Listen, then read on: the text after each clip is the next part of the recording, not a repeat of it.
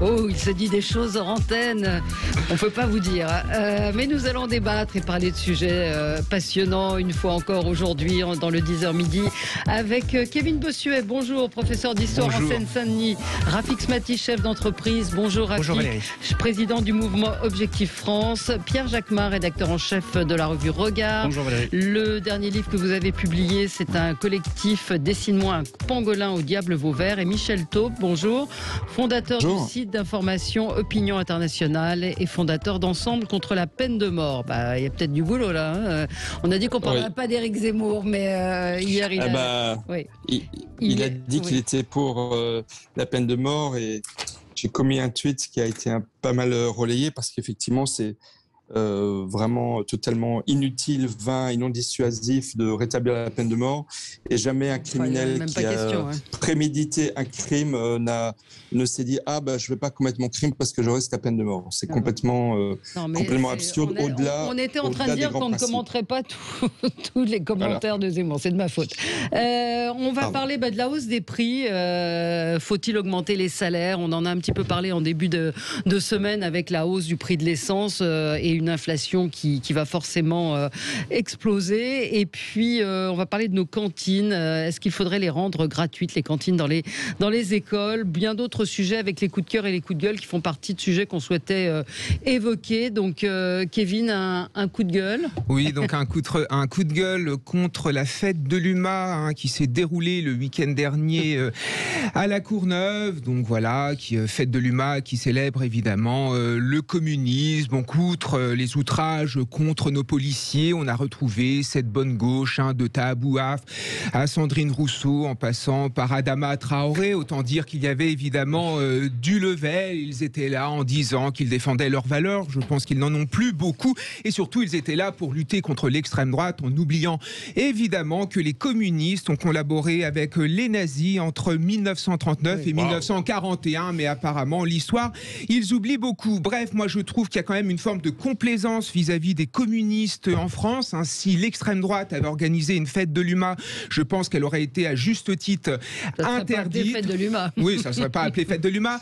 Mais voilà, parce que pour moi, si vous voulez, le communisme, c'est une idéologie totalitaire, c'est une idéologie criminelle, c'est une idéologie liberticide qui a fait des millions de morts, plus de 100 millions de morts d'après l'historien Stéphane Courtois. Et moi, j'ai passé tout l'été dans les pays de l'ex-URSS, en Lettonie, en Lituanie, en Roumanie, en Estonie, et j'ai vu à quel point le communisme avait ravagé ces pays, et je me mettais à la place d'un Estonien et d'un Lituanien s'il voyait flotter en effet dans une fête en France le drapeau communiste, alors que pour lui c'est le symbole de l'asservissement et d'un affriolant crime contre l'humanité. Donc je crois qu'à un moment donné il y en a marre, il faut dire les choses comme elles sont. Le communisme est une idéologie abjecte et est à condamner de la même manière que le nazisme. Est-ce qu'il reste encore quelque chose de ce communisme-là aujourd'hui? C'est un héritage. Je veux dire, à un moment donné, on ne peut pas se dire communiste et rejeter l'ensemble de cet héritage qui est quand même un héritage criminel et sanguinaire. Une chose de l'histoire du Parti communiste français, en l'occurrence, il faut parler du Parti communiste français. C'est lui qui organise la fête de l'humanité. Il a rompu, il a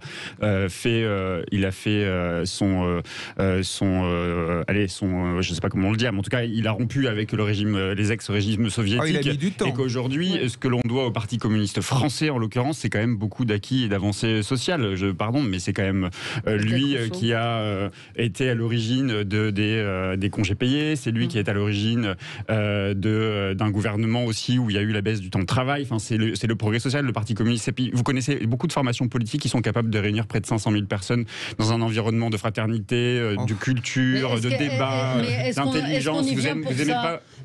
Pierre Jacquemart, est-ce qu'on y vient aujourd'hui pour ça, la fête de l'UMA? Écoutez, moi j'y vais depuis sans doute très longtemps, quasiment chaque année. Je constate à chaque fois que même s'il y a des jeunes qui viennent principalement pour la programmation culturelle, musicale, de théâtre, etc., ils n'échappent pas au débat qui a lieu dans les couloirs et dans les allées de la fête de l'humanité. et c'est positif. Il y a du débat, tout le monde n'est pas d'accord avec ce que vous appelez le communisme. Aujourd'hui, je crois que le communisme, il a été réinventé plein de fois en fonction des secrétaires nationaux qui ont été élus à la tête du Parti communiste français, avec toujours cette notion de commun. C'est un parti profondément humaniste, un parti profondément... Le communisme est un humanisme, évidemment. Bah oui, le communisme est un humanisme, mais vous parliez du Rassemblement national, s'il avait organisé une telle fête, il est en incapacité d'organiser une telle fête. L'humanisme n'est pas franchement sa colonne vertébrale. Je pense qu'il y a beaucoup de choses déconnectées du communisme dans la fête de l'UMA aujourd'hui, à commencer par... Et puis l'ouverture. Et que ceux qui y participent n'en ont absolument rien à faire. Ils y vont pour boire un coup, pour faire la fête. Ils ne savent même pas ce que c'est que le communisme. La fête de l'humanité, monsieur ? Oui, j'ai mis une fois. Je suis reparti très vite quand j'ai vu ce que c'était, en effet.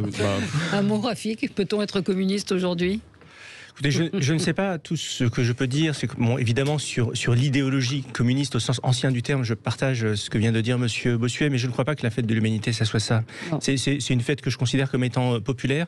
Et au risque de vous surprendre, eh bien, j'affirme que certaines prises de position, notamment de Fabien Roussel, sont absolument honorables et courageuses quand il prend, par exemple, position pour l'énergie nucléaire, ce qui est assez peu habituel à gauche en ce moment. Eh bien, j'estime que c'est courageux. Quand il prend position pour la laïcité, c'est pas nouveau Parti communiste français. Absolument, mais comme il est sorti du spectre, comme il est sorti du spectre politique, malheureusement, vous avez davantage allé sur le terrain de la sécurité. Effectivement, là, on a vu effectivement des prises de position.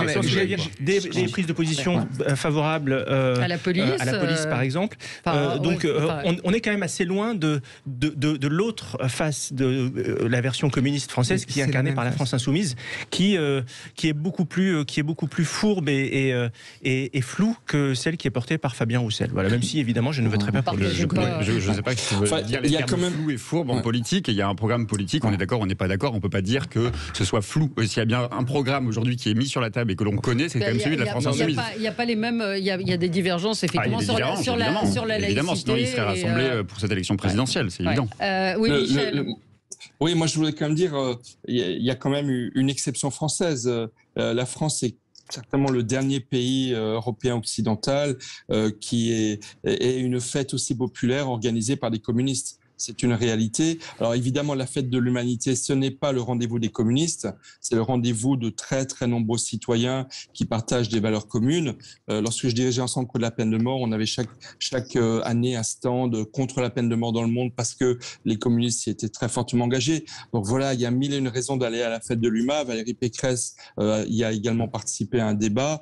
Voilà, c'est devenu un lieu populaire, mais quelle contradiction de voir que ce soit des communistes qui l'organisent, et ça c'est quand même une exception française. Une anomalie. Il faut se rappeler que c'est le journal de Jaurès quand même qui organise c'est le journal de l'humanité, c'est aussi une fête de la liberté d'expression, c'est une fête du pluralisme. Je ne pense pas que Jaurès aurait accompagné tous les errements des communistes, notamment effectivement avant la guerre. Mais c'est une anomalie française. C'est une anomalie française. Il faut quand même en avoir conscience. Mais là, ça reste un rendez-vous populaire très sympa et très vivant, avec un héritage citoyen. Voilà, je ne pensais pas que ça nous entraînerait jusque-là. On continue à débattre. On va parler des écolos. On va parler un peu de vaccins quand même. Et puis notre pouvoir d'achat tout de suite. Et restez avec nous sur Sud Radio pour les débats avec Kevin Bossuet, professeur d'histoire en Seine-Saint-Denis, Rafik Smati, chef d'entreprise, présidente du mouvement Objectif France. J'ai dit présidente ? Non, président du mouvement Objectif France. Pierre Jacquemin, rédacteur en chef de la revue Regard et coordinateur du livre Dessine-moi un pangolin qui est paru aux éditions Au Diable Vauvert, et Michel Taube, fondateur du site d'information Opinion Internationale. Et vous êtes également fondateur d'Ensemble contre la peine de mort. On va parler de notre pouvoir d'achat. Faut-il augmenter les salaires avec la hausse des prix, comme me dit un auditeur tous les ans, enfin à chaque fois qu'il y a une élection on nous parle du pouvoir d'achat, mais force est de constater qu'il n'y a pas grand chose qui change. Et puis débat autour des cantines suite à un incident d'une maman qui ne payait pas, d'une mère qui ne payait pas la cantine, dont l'enfant a été raccompagné à son domicile, et un ancien parent d'une association de parents d'élèves propose que ce soit gratuit. Mais vous avez des coups de gueule et des coups de cœur chacun qui se prêtent à débat, donc on va continuer. Pierre, c'est un coup de cœur pour la primaire écolo. Oui, avant d'ailleurs, quand Juliette, qui travaille avec vous, Valérie, nous a envoyé ce matin les sujets qu'on allait aborder pendant l'émission, je me suis dit, tiens, peut-être je vais faire un coup de cœur à l'équipe de Valérie et Valérie elle-même, parce que franchement, c'est assez rare de voir que sur l'ensemble des sujets, je me dis, voilà des sujets qui méritent débat, dont on parle assez peu. On va parler des salaires, on va parler de la cantine scolaire, des sujets de préoccupation des Français. Ça nous change un peu des Zemmour. Et donc, merci pour cette programmation qui change et qui va nous permettre d'avoir des débats intéressants. Mais sur la primaire des écolos, oui, je trouve que le processus qu'a engagé le parti Europe Écologie Les Verts avec l'ensemble des formations écologistes qui se sont associées à cette initiative me paraît être pleinement réussi. Alors d'abord le nom, parce qu'ils sont passés de 14 000, je crois, inscrits lors de la précédente élection présidentielle à aujourd'hui plus de 100 000, je crois 120 000 même personnes qui se sont inscrites pour voter à cette élection, en tout cas à cette primaire avec les 5 candidats.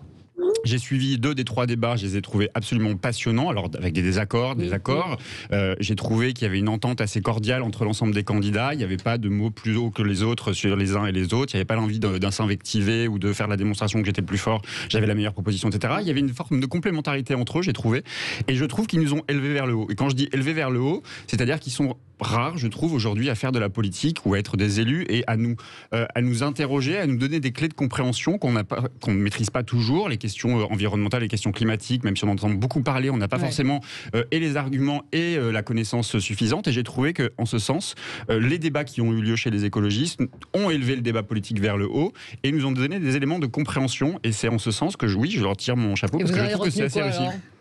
J'ai retenu qu'il y avait au sein même de l'écologie, qu'il y avait des débats sur la question de la croissance, la décroissance, que c'était pas forcément incompatible d'ailleurs, que la question de la manière dont on vit, la manière dont on consomme, la manière dont on produit, c'est des questions qui doivent être centrale, compte tenu de ce qu'on a vécu cet été, qu'on va vivre encore plus demain, les incendies, les inondations, les tempêtes, et que c'est important de le rappeler, mais c'est aussi important de proposer des choses. Et de proposer des choses, c'est considérer que oui, il va falloir remettre en cause notre mode de consommation, les sociétés consuméristes, la manière dont on produit, l'agriculture, que ce sont des enjeux majeurs qui ne sont pas traités dans le cadre de l'élection présidentielle et que les écologistes ont apporté sur le débat. Et je pense que c'est tout à fait sain que d'avoir ce débat sur la question de la sobriété, de la société de sobriété à laquelle ils appellent. Et je crois que c'est tout à fait utile dans le débat. Premier tour à partir d'aujourd'hui, donc 120 000 inscrits. On peut citer les candidats Jadot, Bateau, Piolle, Rousseau et Governatori. Donc on verra dimanche premier résultat à 17h, je crois, 17h15. Premier résultat, vous avez un pronostic ou pas? Jadot semble avoir quand même de l'avance. C'est vrai que dans les sondages, dans les enquêtes d'opinion, les Français semblent davantage inspirés par la candidature de Jadot, parce que peut-être le plus médiatique, le plus connu, peut-être aussi le plus le plus raisonnable. Le plus raisonnable. Je ne sais pas si c'est le bon terme, mais peut-être le plus central, peut-être. Il peut aller capter des voix de droite, des voix de gauche. On ne sait pas très bien s'il prône une fin du capitalisme, s'il veut accompagner l'économie de marché. Il a eu des positions assez différentes. Bon, on verra. De toute façon, c'est une famille qui semble assez unie. Sans doute feront-ils tous campagne derrière le candidat qui sortira vainqueur. Écoutez, sur la forme, je souscris à ce que vient de dire M. Jacquemin. C'est une primaire qui s'organise de manière propre, sans énicroche particulière, avec des débats qui, de mon point de vue, mais là c'est plus sur le fond, sont assez surréalistes, mais ce sont des débats de fond. Je regrette évidemment, mais c'est pas le sujet ici, qu'une partie de l'écologie soit traitée par le courant écologique et dans ces débats, parce que ça devrait être un sujet notamment la question du nucléaire, dont je considère qu'elle est l'énergie écologique par excellence, puisqu'elle est celle qui peut permettre la transition à horizon 2035, parce que je vous rappelle qu'en 2035, quand tous les véhicules rouleront à l'électrique, ce qui est imposé par la Commission européenne, et c'est très bien, ça veut dire que c'est la fin du pétrole, il faudra propulser tout ça, et donc il faut une puissance électrique, et aujourd'hui on ne sait pas faire autrement qu'en construisant des EPR. Voilà, j'aurais voulu que le courant écologique français s'empare de ce débat-là, mais c'est pas grave, d'autres vont le faire. Mais c'est vrai, sur la forme, vous avez raison, c'est propre, et ils ont le mérite de désigner leur candidat de manière rationnelle et assez rapide, donc c'est tout en leur honneur. Oui, Michel Taube. Oui, moi j'aimerais rappeler en 2016, lorsque la droite avait organisé sa primaire, près de 4 millions de citoyens avaient participé à cette primaire. Et les résultats avaient été une surprise générale qui avait démenti toutes les prévisions de sondage. La question qui se pose, c'est qui sont les 120 000 personnes inscrites à la primaire des écologistes? Et je serais prêt à parier que nul ne sait pour qui ils vont voter. Les sondages se trompent de plus en plus, que ce soit sur les primaires ou les élections générales. Et donc moi, je m'attends peut-être à des grosses surprises dimanche soir. Et ceux qui aimeraient effectivement un Jadot raisonnable plutôt que certains jusqu'au-boutistes parmi d'autres candidats à la primaire, on pourrait avoir de grosses surprises dimanche soir. Oui, moi ce que je regrette, c'est que finalement l'écologie est devenue le monopole d'un seul parti politique, d'un parti politique de gauche, alors que finalement l'écologie devrait concerner tout le monde. C'est d'abord une valeur de droite, c'est la préservation de notre patrimoine, c'est la préservation de nos paysages. Et regardez ce qui se passe en Autriche. Vous avez par exemple le chancelier Sébastien Kurz qui dirige avec une coalition avec les Verts autrichiens. Donc ça peut être une véritable valeur de droite et je crois qu'il faut la mettre en avant. Sinon moi dans cette primaire j'ai un véritable coup de cœur pour Sandrine Rousseau. Franchement j'adore cette femme, elle me fait beaucoup rire. Quand elle raconte qu'elle a une source d'inspiration politique, finalement c'est la couleur des pansements. Quand elle parle de Jean-Paul Belmondo, moi avec elle il n'y a même plus besoin d'opposition politique. Si vous voulez que Europe Écologie Les Verts s'autodétruisent, il suffit de la laisser parler et attendre. Donc je trouve ça formidable. Bon, sans commentaire. Elle a imposé quand même, pardon, mais on peut aussi lui reconnaître qu'elle a mené des combats qui ont été des combats utiles. Il a été précurseur sur la question de la lutte contre les violences faites aux femmes. Elle a gagné un procès contre une personnalité qui était quand même installée, qui était Denis Baupin. Elle a poursuivi ce combat-là et puis elle a réussi, ce qui est compliqué dans notre société, à ne plus se faire passer comme une victime et de porter ce combat et de le porter plus largement sur la question écologique. Elle a inventé le concept d'écolo-féminisme qui est tout à fait novateur, qui porte un projet qui est le sien, certes de radicalité qui ne vous satisfait pas, qui ne vous plaît pas.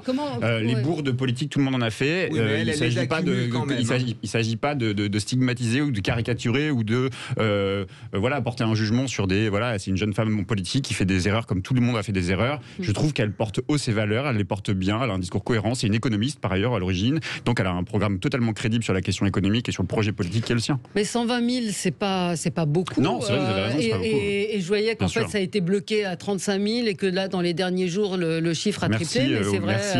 Merci aux médias du coup d'avoir aussi créé le débat et d'avoir créé une force d'attractivité ou d'attraction plutôt qui leur a permis effectivement d'engranger de nouvelles adhésions. Ouais, mais en même temps, 120 000, c'est...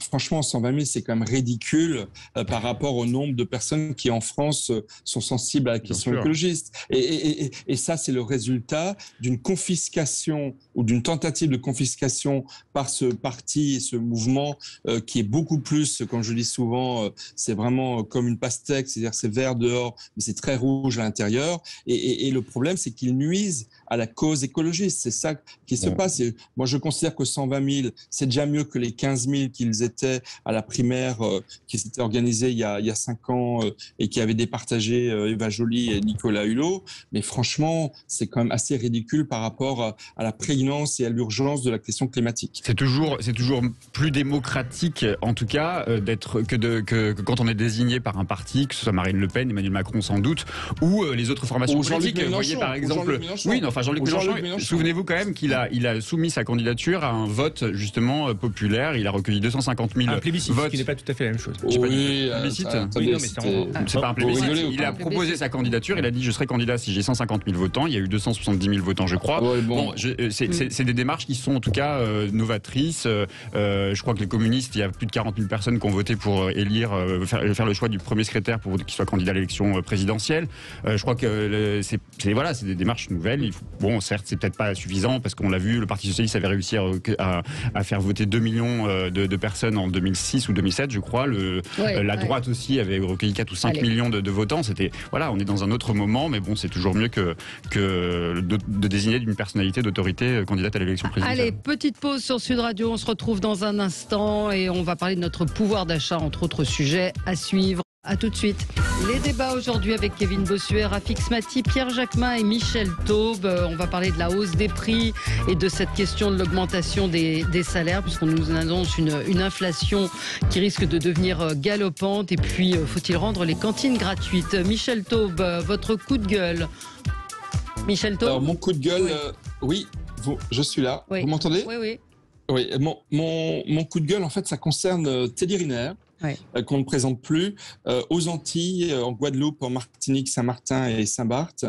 Ils ont malheureusement dépassé le cap des 1000 morts du Covid depuis le 1er août. C'est comme si, rapporté à la population nationale, nous avions eu 200 000 morts depuis le 1er août dans la métropole. Et depuis des mois, des Antillais demandaient à Teddy Riner, comme à d'autres personnalités connus des Antilles, de soutenir l'effort des soignants ultramarins. Il y a aujourd'hui 800 médecins et scientifiques ultramarins qui appellent depuis maintenant plusieurs semaines leurs concitoyens à se vacciner pour se protéger contre les formes graves de la Covid. Et Teddy Riner n'a pas répondu, est resté silencieux pendant des semaines. Et il y a 2 jours sur RTL, il a dit c'est une décision qui doit être individuelle et donc il a refusé d'appeler ses concitoyens des Antilles à se vacciner. Moi, je voudrais dire que je trouve ça fort dommageable, je respecte sa position, chacun est libre de ses convictions. Vous la respectez pas, vous la critiquez. Oui, non, je la respecte, mais je la regrette très, très amèrement, parce qu'encore une fois, 1000 morts, c'est considérable, c'est un choc extrêmement profond et tragique dans la société antillaise. Il y a une résistance très forte des Antillais à se vacciner, ce qui fait qu'on en est à peine à 25-28% de vaccinés aux Antilles. Et moi, je voudrais donner l'autre exemple de Wendy Renard, qui est une grande footballeuse internationale, qui, elle, a participé à la campagne de vaccination. Mais vraiment, je trouve ça fort dommageable. C'est une question de vie et de mort. Là, on n'est pas dans un débat de société, on est dans un contexte absolument tragique. Oui. Enfin, sauf que s'il n'est pas convaincu, vous pouvez pas lui demander de s'engager. C'est un peu ça le problème. Bien sûr, mais moi je trouve que vous le regrettez. Je le regrette, et en plus il l'a fait en 2 temps. Il a d'abord fait un tweet fin août où on le voit face à un soignant, probablement un médecin, en disant adressez-vous, grosso modo, ça voulait dire allez voir votre médecin pour voir dans quel état vous êtes, mais ce qui lui était demandé, notamment des médecins qui l'ont approché, c'était au moins qu'il relaie la parole des médecins, appelant leurs concitoyens à se vacciner. Et moi je considère, pour aller au bout des choses, qu'un sportif de haut niveau qui a bénéficié pendant des années du soutien de l'État, de la puissance publique, ça n'a rien à voir. On n'est pas, pour le coup, on n'est pas en dictature. C'est dans une dictature où on demande aux gens de. Non, mais on est dans une société. Vous savez, mes convictions, moi je suis pour la vaccination. Voilà. Vous pouvez pas. Il me semble compliqué. Je ne sais pas ce que vous en pensez. On ne peut pas demander si quelqu'un n'a pas envie de le faire contre son gré. Voilà. Non. Moi, je pense que en tant que Antillais le plus connu au monde, il a aussi une responsabilité et des devoirs. Oui, bien sûr, mais j'ai le droit de le regretter. Absolument. Et je pense que beaucoup d'Antillais le pensent, et notamment parmi les soignants et tous les métropolitains, les plus de 1000 métropolitains qui, depuis le 1er août, sont ce relais aux Antilles pour aider à éviter le pire, même si on y est déjà. Voilà, je trouve ça fort regrettable. Bon, moi, Pierre. Oui, je pense que c'est un peu facile de tomber sur le dos d'un sportif. Certes, il a sans doute une responsabilité en tant que personnalité importante, influente, mais on va pas utiliser l'argument de parce qu'il a bénéficié de subventions via des clubs de sport, machin, etc. Je sais pas quoi, qu'il devrait faire allégeance au gouvernement passé et celui d'aujourd'hui. Et que là, on est sur un sujet qui est un débat politique, un débat où chaque citoyen a son avis. Il est aussi un citoyen, Teddy Riner. Il fait ce qu'il veut de son avis, et il ne dit pas ne vous vaccinez pas, il dit pas allez vous vacciner.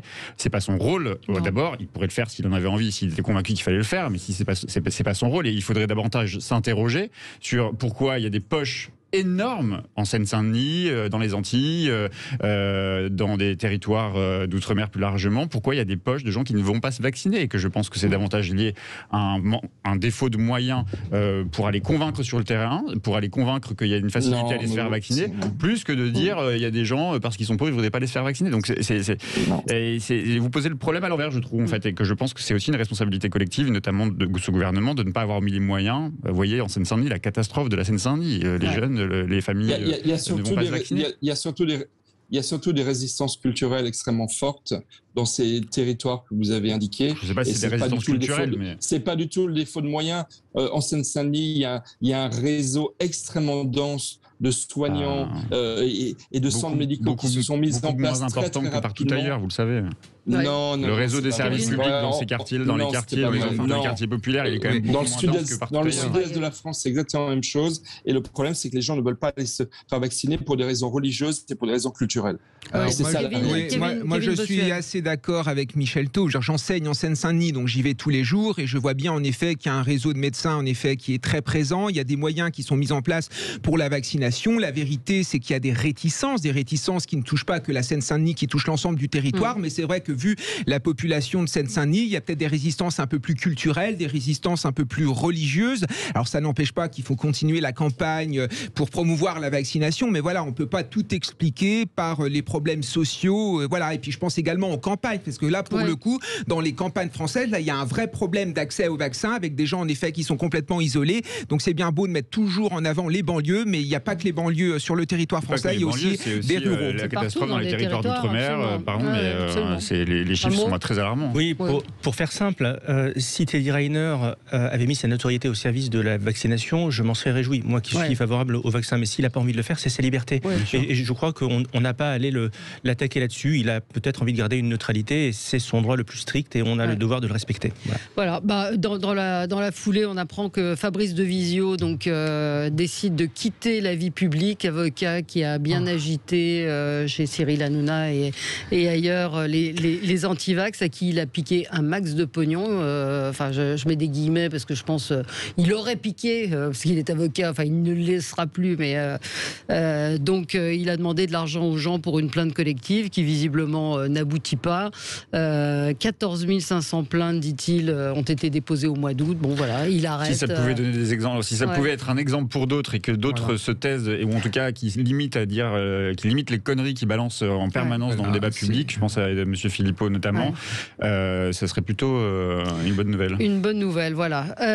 Rafik Smati, un coup de gueule qui va nous faire l'objet d'un débat sur cet argent public distribué.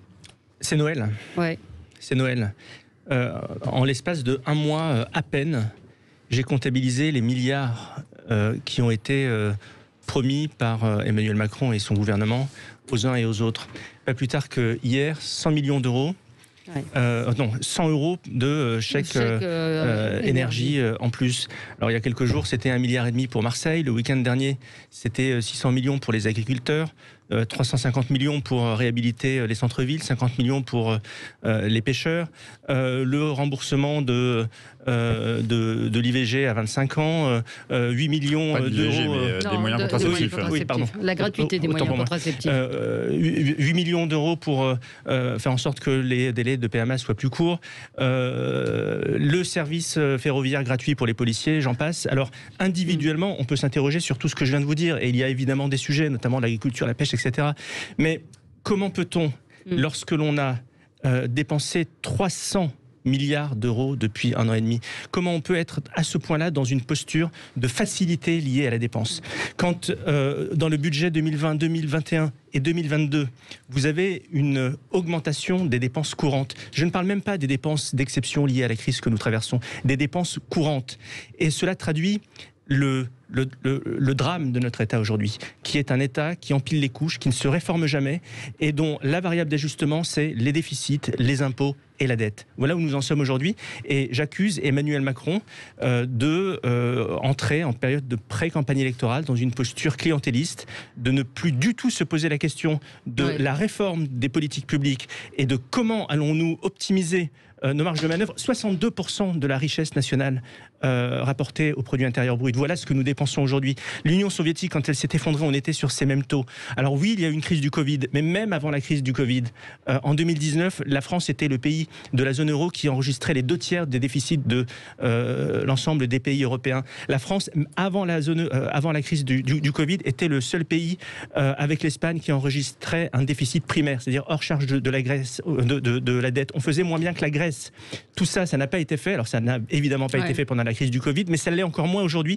Et le signal que l'on envoie aujourd'hui aux citoyens, c'est, eh bien finalement, la planche à billets de la Banque Centrale Européenne tourne à plein régime, les taux d'intérêt sont à zéro, c'est open bar, on peut y aller, votez pour moi. Eh bien j'accuse Emmanuel Macron de pratiquer la politique de la terre brûlée, parce que tout cela, il faudra le rembourser d'une façon ou d'une autre. Et si c'est pas nous qui le ferons, ce sera nos enfants. Ouais, bon, on va réagir et vous pouvez vous aussi sur Sud Radio nous appeler 0826 300. À tout de suite.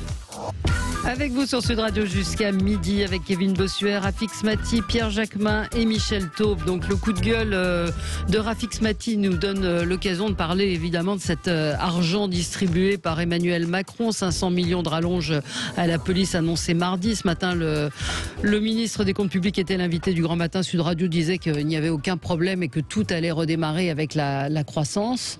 Qu'il n'y aurait pas de problème d'inflation avec la croissance. Ce qu'il y a quand même d'extraordinaire, c'est que nous avons un exécutif qui invente une réalité parallèle. J'ai quand même entendu le ministre de l'économie parler de bonne santé de nos finances publiques. Enfin, c'est tellement déconnecté de la réalité que j'ai du mal à trouver les arguments pour le justifier. Enfin, nous sommes les pires élèves de la zone euro. Nous n'avons pas réformé quand nous avions la possibilité de le faire. Il ne s'agit pas de faire des politiques d'austérité, il s'agit de bien gérer le pays. C'est pas la même chose. Il ne s'agit pas de sacrifier nos fonctionnaires, il s'agit de faire en sorte qu'ils soient mieux dans leur job, qu'ils aient plus de moyens, qu'ils gagnent mieux, parce que l'organisation administrative de la France est d'équerre. C'est là-dessus que l'appareil d'État aurait dû se mobiliser depuis 4 ans et que nous n'avons pas fait et que nous payons aujourd'hui, et qui fait que pendant la crise du Covid, nos soignants n'avaient pas de masque, nos hôpitaux sont en train de s'écrouler alors que nous avons le budget d'assurance maladie le plus élevé du monde. C'est cette équation aujourd'hui qui n'est pas résolue et que l'exécutif qui a la responsabilité de l'avenir du pays n'affronte pas et préfère aller dans une posture confortable de clientélisme qui abîme la France et qui sacrifie les générations futures. Ouais.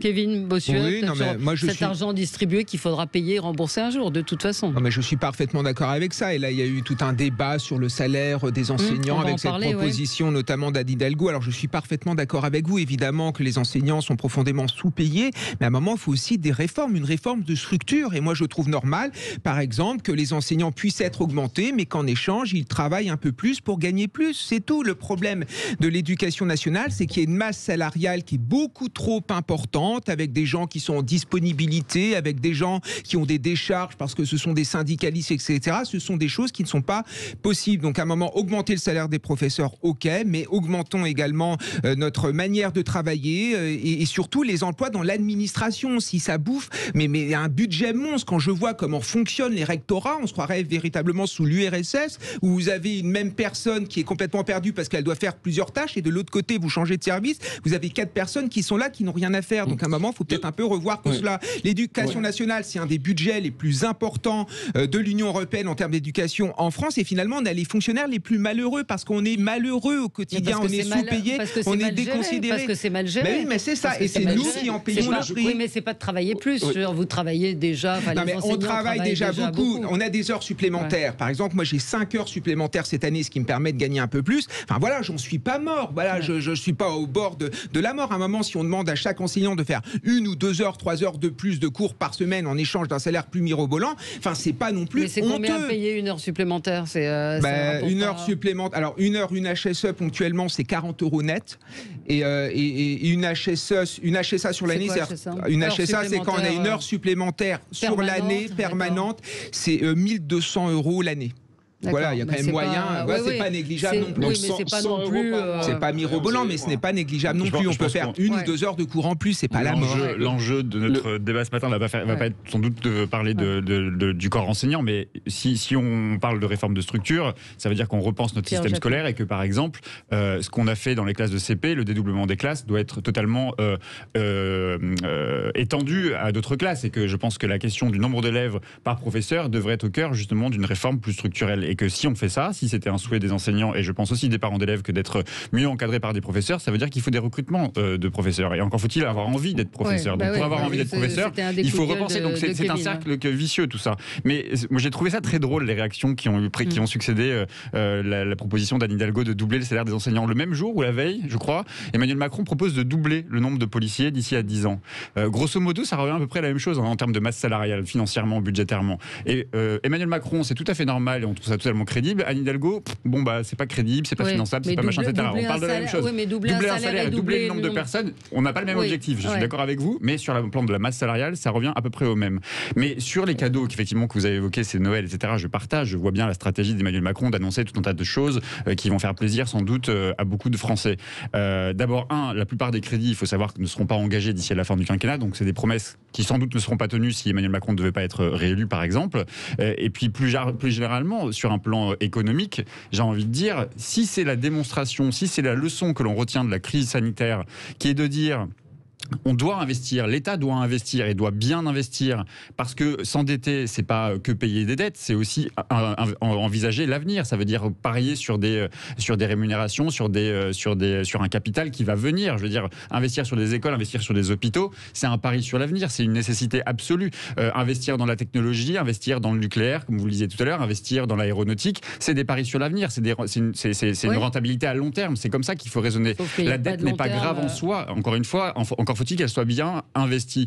Et que je pense que si c'est cette leçon qui est retenue et que demain on arrêtera de mener des politiques d'austérité, parce que je pense que c'est des politiques d'austérité, Emmanuel Macron a prévenu s'il devait faire un prochain quinquennat, ce seront des politiques d'austérité qui seront à l'ordre du jour. Mais j'entends quand même, y compris à droite, ce vent qui commence à dire investir est positif, être endetté ce n'est pas forcément négatif, encore faut-il que de faire les bons choix. Oui, il y a en effet deux sujets. Et vous avez raison de le dire, la dette pour la dette, ce n'est pas un problème si la dette finance l'avenir et si la dette finance un investissement. Or, et c'est une réalité et personne ne peut le contester, la France vit au-dessus de ses moyens, non pas par caprice, mais par absence de réforme depuis plusieurs années. Seuls 4% du budget de l'État, 4%, bon, je suis avant le plan de relance et de la crise du Covid, seuls 4% est consacré à des dépenses d'avenir. Voilà la réalité aujourd'hui où nous sommes. Donc, c'est la raison pour laquelle il est indispensable de concentrer l'État sur ses missions les plus fondamentales, et l'éducation en fait partie, mais évidemment pas que, la défense nationale, la justice, la justice qui a besoin de beaucoup plus de moyens, la police, etc. Et puis laisser les acteurs privés créer de la richesse, augmenter la taille du gâteau, ce qui fera augmenter accessoirement les prélèvements obligatoires en valeur absolue, mais pas en valeur relative, et la France se portera mieux, et nous aurons des marges de manœuvre pour investir, ce que nous n'avons pas aujourd'hui. Aujourd'hui, c'est un cache-misère, c'est la Banque Centrale Européenne qui nous fait des taux à 0%. On a l'impression d'avoir une marge de manœuvre, on a une charge de la dette, c'est un miracle, qui baisse dans le budget de l'État, parce que quand vous avez 0% sur 10 ans, évidemment la charge de la baisse diminue, l'endettement augmente, mais la charge de la baisse baisse, de la dette baisse. Si demain on se retrouve à 2% de taux d'intérêt, ce qui n'est pas mirobolant, c'était ce qui était le cas des États-Unis il y a à peine un an et demi. Eh bien là, quid de l'équation que nous aurons à résoudre? Là, on sera obligé, pour le coup, de faire des politiques d'austérité. Ouais. Michel Taube. C'est ce que j'allais dire, c'est si les taux d'intérêt commençaient à augmenter, ça pourrait être véritablement catastrophique pour les finances publiques. Et je pense qu'il y a quelque chose que je ne comprends pas chez Emmanuel Macron, cette fuite en avant que décrivait très bien Rafik Smati, cette fuite en avant, finalement, il se dit Emmanuel Macron, c'est lui-même qui va devoir la gérer parce qu'il espère être élu président de la République. Donc en fait, il ouvre les vannes financière, cet argent magique qui n'a absolument rien de magique, mais qui c'est qui va devoir le gérer ensuite, ce trou abyssal? Ça va être le prochain président de la République et son gouvernement. Et donc, je pense que c'est véritablement une fuite en avant qui, psychologiquement, et pour lui-même, pour le futur président de la République et pour les Français, est vraiment une mise en danger de notre pays. Par rapport à l'éducation nationale, je voulais préciser, c'est la deuxième administration la plus importante du monde après l'armée russe.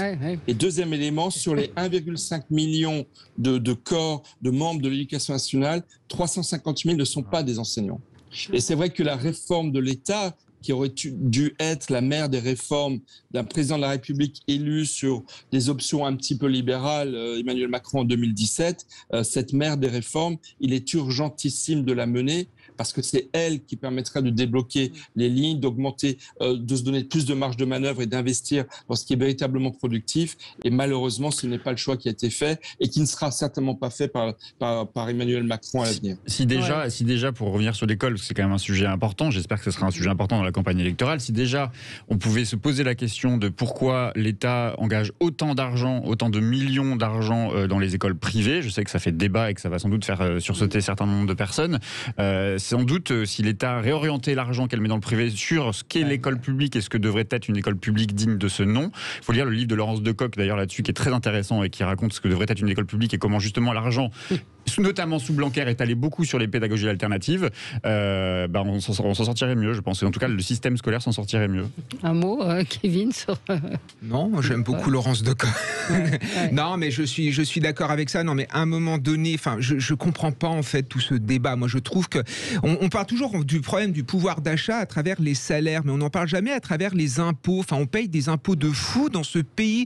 C'est un truc de dingue. Regardez votre fiche de paye, mais on nous prend, c'est de la spoliation pour en plus des services publics qui fonctionnent très mal. L'école de la République fonctionne mal, les hôpitaux fonctionnent très mal, la justice fonctionne très mal. Donc à un moment, il y a un problème de consentement à l'impôt et les Français en ont véritablement marre et on leur demande toujours de payer, d'accueillir toute la misère du monde, de payer les soins à telle ou telle personne, etc. À un moment, on n'en peut plus. Et comme le dit Charles Prats, il y a un problème de fraude sociale, c'est 30 milliards par an. Il faut peut-être un peu régler ce problème parce qu'il y a quand même de l'argent à prendre autour de cela. Mais c'est toujours intéressant de prendre les choses par le petit bout de la lorgnette. Là, vous évoquez à demi-mot effectivement le coût que coûterait à la sécurité sociale, par exemple, une sécurité sociale pour des étrangers qui seraient accueillis en France. Mais est-ce que vous pouvez ajouter à votre discours quand même que là, vous venez d'évoquer 30 milliards d'euros qui seraient l'issue de la fraude fiscale, qui est à peu près 400 milliards d'euros qui échappent à la France parce que évasion fiscale des grandes entreprises. Mais donc la question, c'est pas la question. Non, mais la question, c'est pas. Oui, mais il faut le dire dans ce cas. Il y a quand même deux poids, deux mesures. Il y a deux choses quand même. Et puis surtout, c'est pas les mêmes rapports. On parle pas de mêmes proportions. Et la deuxième chose, c'est que, pardon, mais la question, c'est pas tant la question de la fiscalité ou qu'on paierait trop d'impôts, c'est la question du taux d'effort. C'est qui paye quoi en fonction de ses propres revenus. Et là, vous avez sans doute raison, c'est que je pense que la véritable question, c'est le taux d'effort. C'est combien je gagne par an et qu'est-ce que je verse chaque jour, chaque année à la collectivité. Et là-dessus, je pense que le taux d'effort est beaucoup plus faible chez les personnes les plus modestes que les personnes les plus riches. Aujourd'hui, des Bettencourt payent moins d'impôts que nous en payons nous-mêmes autour de la table réunie parce qu'il n'y a pas de revenus, il n'y a pas d'impôt sur le revenu direct et que donc du coup, oui, cette question de la fiscalité doit être absolument centrale. Non, mais vous pouvez pas dire un truc pareil. Vous pouvez pas prendre l'exemple du taux d'effort de 2 ou 3 milliardaires et en faire une généralité. La réalité dans notre pays aujourd'hui, c'est que même la classe moyenne supérieure, c'est-à-dire même les Français, je vais me risquer à sortir un chiffre qui gagne aux environs de 100 000 euros par an, même eux sont en situation de pression fiscale et beaucoup d'entre eux d'ailleurs, et certains entrepreneurs, et j'en connais, se posent la question de quitter la France.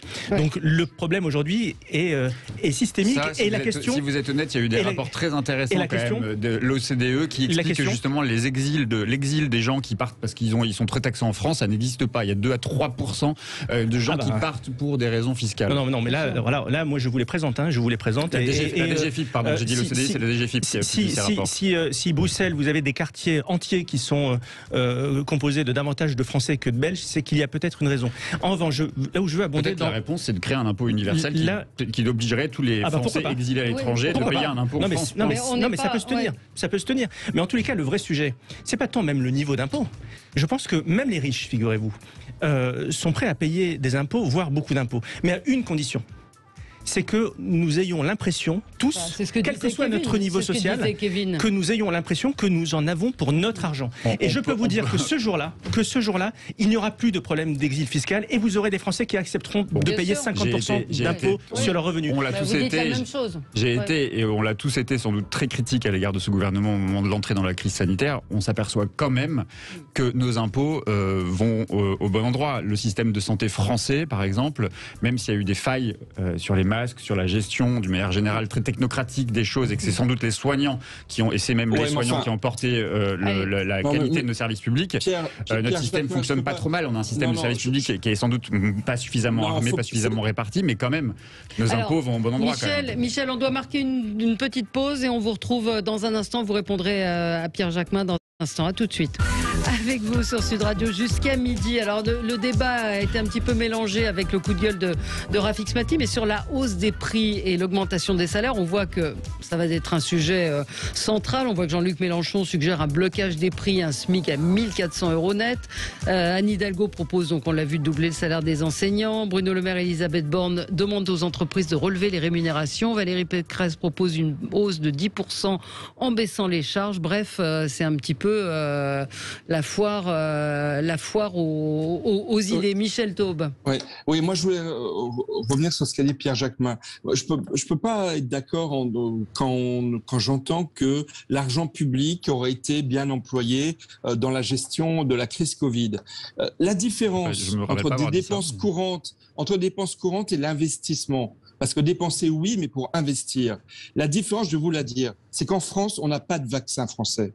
Si l'État français avait bien investi et soutenu ces PME françaises qui demandaient des facilités pour les PME, la recherche,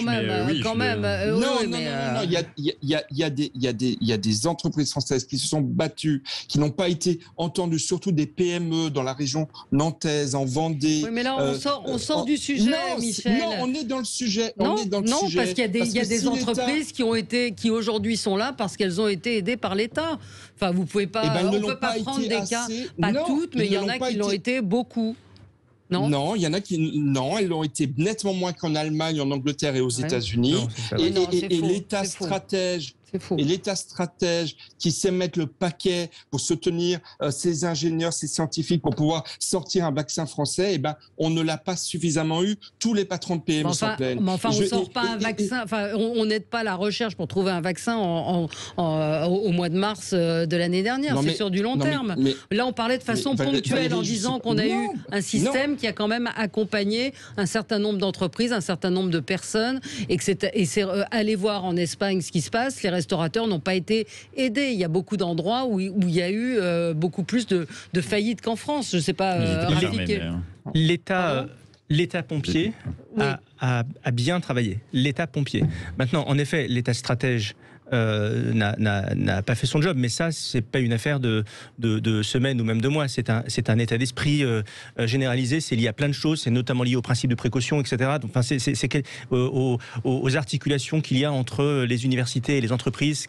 C'est pas dans la culture française. Bon, voilà. C'est un état d'esprit global qui fait que malheureusement, on en est arrivé là aujourd'hui. On n'a pas été capable de produire un grand vaccin. Mais l'État pompier, il faut rendre à César ce qui appartient à César, a été au rendez-vous de cette crise. Ouais. Alors, je voudrais quand même qu'on parle de cette hausse des prix, du pouvoir d'achat qui va forcément baisser dans les semaines, dans les mois à venir.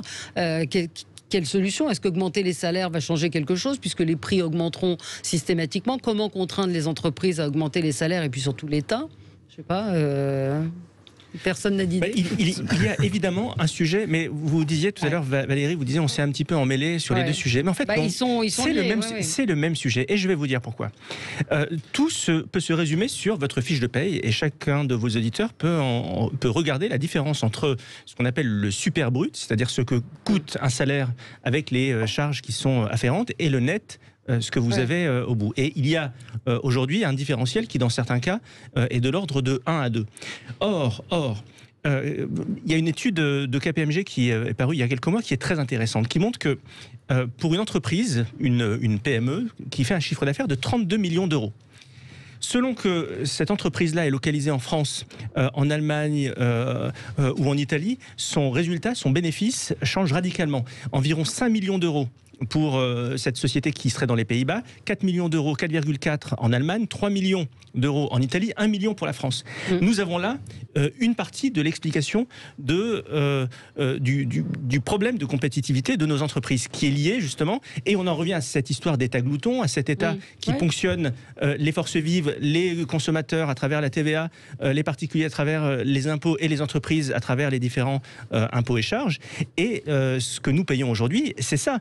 Et donc, donc la bonne réforme, parce que évidemment on a un problème de pouvoir d'achat en France, mais le jour où vous réformez cet État, vous faites cette mère des réformes, eh bien nous serons capables non pas d'augmenter les salaires bruts, parce que cela n'a pas de sens et affaiblirait nos entreprises, mais d'augmenter les salaires nets, parce qu'il y aura moins de charges.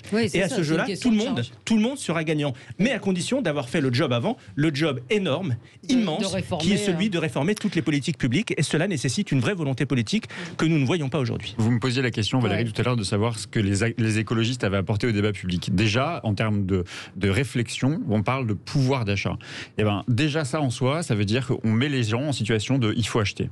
Et eux parlent de pouvoir vivre. C'est-à-dire que c'est de quoi avons-nous besoin et de quoi pouvons-nous avoir besoin, demain. Voilà. Donc c'est une première réflexion. Donc je pense que déjà dans le débat politique qui va s'ouvrir de la présidentielle, il faut réfléchir à notre société, de quoi on a besoin, de qu'est-ce qu'on consomme, de qu'est-ce qu'on produit. C'est la première chose.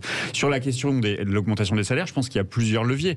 Il y a d'abord inciter effectivement, mais même plus qu'inciter, contraindre, c'est-à-dire qu'on voit bien comment on a donné de l'argent aux entreprises, comment l'État a beaucoup aidé de grosses entreprises et notamment a beaucoup coûté à l'État pour les plus grosses entreprises et que la répartition derrière ne s'est pas fait. Que les engagements en termes de maintien de l'emploi ou d'engagement écologique, par exemple, n'ont pas été contraints. L'État n'a pas mis de contraintes aux entreprises qui ont été aidées. Donc déjà, c'est des choses que l'État aurait dû faire. Ensuite, il y a la question de comment on dépense. Pour le premier coup des Français, c'est le logement, par exemple. Donc là-dessus, il y a sans doute moyen d'encadrer les loyers, de baisser les loyers. Je ne sais pas. Le législateur a le pouvoir. Non, mais oui, mais on a du mal à l'imposer. Le législateur a le pouvoir aussi de faire en sorte que le poids justement de l'impact budgétaire dans le foyer de logement, qu'il soit moindre. Sur les produits de première nécessité, il y a plusieurs candidats à l'élection présidentielle qui font cette proposition de bloquer les prix, de mettre un taux zéro aux produits de première. Oui, mais je pense que c'est absolument nécessaire. C'est pas normal. L'impôt le plus injuste, c'est celui qu'on paye tous les jours. C'est quand même celui de la TVA. On paye tous le même prix, le paquet de pâtes, la baguette, etc. Et que c'est peut-être quelque chose sur lequel on devrait réfléchir, que chacun paye au juste effort un produit de première nécessité. Mais il y a quand même quelque chose, là je voyais dans le Parisien, aller lire cette enquête, c'est un baromètre du pouvoir d'achat. 40% des Français estiment vivre moins bien qu'il y a 10 ans. Et le sentiment de déclassement est très fort chez les personnes plus âgées. Les Français disent qu'il leur manque en gros 500 € pour vivre convenablement. Kevin ? Oui, en effet, on le constate tous les jours. Moi, je le vois avec mes élèves. Certains ne peuvent pas partir en vacances parce que c'est devenu trop cher. Certains ne peuvent même plus faire une journée, par exemple, dans un parc d'attractions parce que c'est devenu beaucoup trop cher. Et c'est vrai qu'on en souffre énormément aujourd'hui. Le parc d'attractions, c'est presque du superflu. C'est ça, c'est devenu du superflu. Alors que moi, il y a encore 15 ans, moi, c'était quelque chose de normal. C'était pas très cher, etc. Et même les enseignants, je reviens là-dessus. Regardez, un enseignant ne peut pas se loger décemment quand il est muté en région parisienne.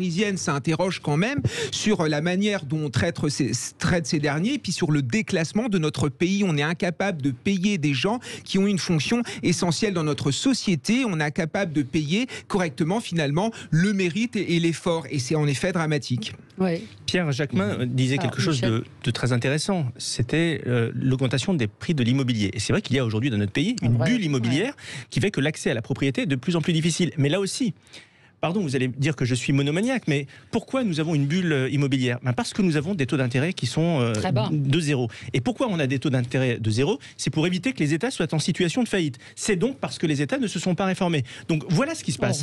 On revient toujours au même problème. Vous avez des États qui ne se réforment pas. Vous avez une banque centrale européenne accommodante qui est obligée de mettre ses taux à zéro.